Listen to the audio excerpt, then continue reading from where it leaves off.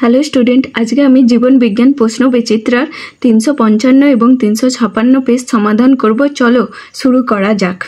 Protein সংশ্লেষে সাহায্য করে কোন কোষ অঙ্গাণু? রাইবোজোম।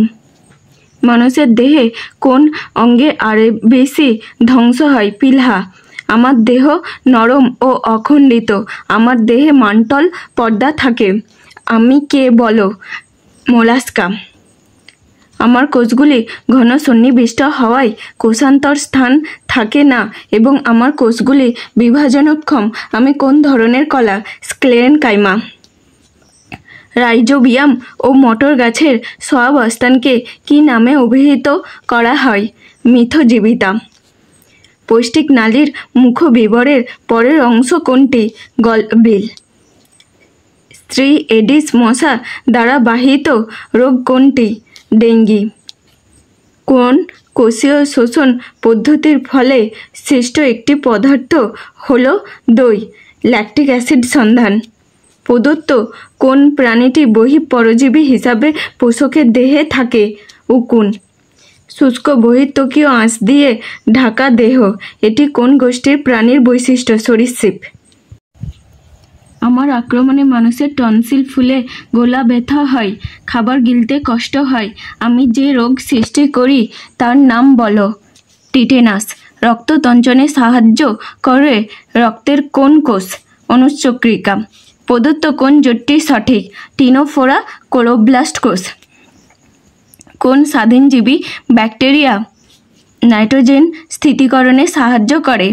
অ্যাজেটোব্যাক্টর। মানুষের খাদ্যের বিকল্প উৎসের উদাহরণ কোনটি? স্পাইরুলিনা। দ্বিপদ নামকরণের প্রচলন কে করেন? বিজ্ঞানী কার্লাস লিনিয়াস। সক্রিয় পরিবহনের একটি উদাহরণ দাও। সক্রিয় পরিবহনের একটি উদাহরণ হলো কোষপর্দার মধ্যে দিয়ে ঘনত্বে নতিমাত্রার বিপরীতে সোডিয়াম Na+ ও পটাশিয়াম K+ আয়নের চলাচল। কোষপ্রাচীরের একটি কাজ উল্লেখ করো। কোষপ্রাচীরের একটি কাজ হলো কোষকে বাইরের আঘাত থেকে রক্ষা করা।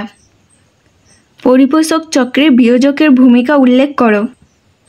পরিপোষক চক্রে বিয়োজকের ভূমিকা হলো উদ্ভিদ ও প্রাণীর মৃত্যুর পর তাদের দেহ বিয়োজক দ্বারা বিয়োজিত হয়ে নাইট্রেট লবণকে নাইট্রোজেন N2-তে পরিণত করে আবার পরিবেশে ফিরিয়ে দেওয়া।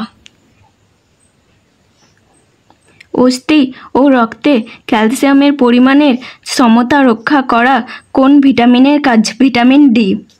সায়ানোব্যাকটেরিয়া পাইন গাছের মূলের উপর জালকের মতো মাল্টল গঠন করে। বাক্যটির প্রথম শব্দটি পরিবর্তন করে বাক্যটিকে শুদ্ধ করে লেখো। বাক্যটি হলো মাইকোরাইজা পাইন গাছের মূলের ওপর জালকের মতো মাল্টল গঠন করে।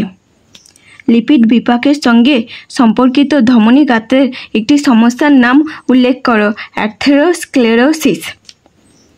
প্রাণী জগৎ থেকে তাপমাত্রার সঙ্গে অভিযোজনের একটি উদাহরণ দাও। মরুভূমির প্রাণী উটের পুরো চামড়া। কোষ বিভাজনের সময় সেন্ট্রিওল বেম গঠন করে। বৈজ্ঞানিক নাম সবসময় ল্যাটিন ভাষায় হয়। বিজাতীয় জীবাণু দেহে প্রবেশ করলে অ্যান্টিবডি সৃষ্টি হয়। কানের নিচে অবস্থিত লালা গ্রন্থির নাম প্যারোটিড গ্রন্থি। সরীসৃপরা ঠান্ডার সময় শীতঘুমে যায়। বন ধ্বংসের ফলে পৃথিবীর উষ্ণতা বৃদ্ধি পেতে পারে। সবাত শোষণ মুক্ত অক্সিজেনের উপস্থিতিতে হয়।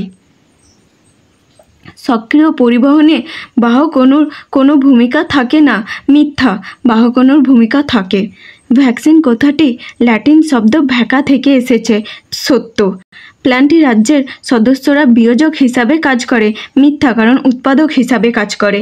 ত্বকে অবস্থিত সিবেসিয়াস গ্রন্থির মাধ্যমে ঘাম নিঃসৃত হয়। না, সিবেসিয়াস নয়, এটা ঘর্মগ্রন্থির প্রভাবে ঘাম নিঃসৃত হয়, অতএব এটা মিথ্যা। বিভিন্ন প্রজাতির মধ্যে আন্তঃসম্পর্কের ভিত্তিতে একাধিক খাদ্য শৃঙ্খল পরস্পরের সঙ্গে যুক্ত হয়ে খাদ্যজাল তৈরি করে। সত্য। যক্ষা রোগের জীবাণুটি এক ধরনের ভাইরাস। মিথ্যা, কারণ এটা ব্যাকটেরিয়া হবে। মনেরা। প্রোক্যারিওটিক প্রকৃতির কোষ 80S রাইবোজোম। ইউক্যারিওটিক প্রকৃতির কোষ অণুজীব সার। মাইকোরাইজা। খাদ্যের বিকল্প উৎস মাশরুম। ক্রেবস চক্র মাইটোকন্ড্রিয়া।